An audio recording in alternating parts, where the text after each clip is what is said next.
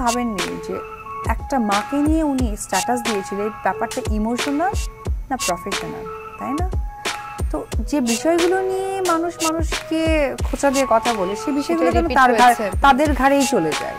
জয়কে যে পাঠিয়ে দেবে তুমি চলে যাবে না, আমার ও মাই গড, খোঁচা মারার পাল্টা জবাবে বুবলিকে ধুয়ে দিলেন ঢালিউড কুইন অপু বিশ্বাস।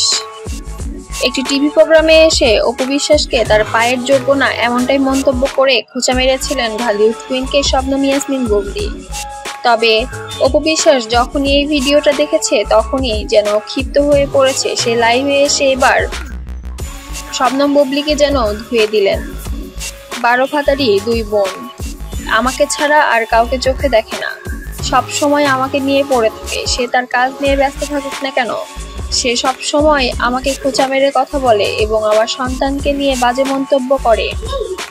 এবার ও যদি এগুলো বন্ধ না করে আমি প্রশাসনের আশ্রয় নিব, না ছাড়া ওকে আমি নিজে থাপড়িয়ে গাল ফাটিয়ে দিব, এমনটাই বলেন ঢালিউড কুইন অপু বিশ্বাস।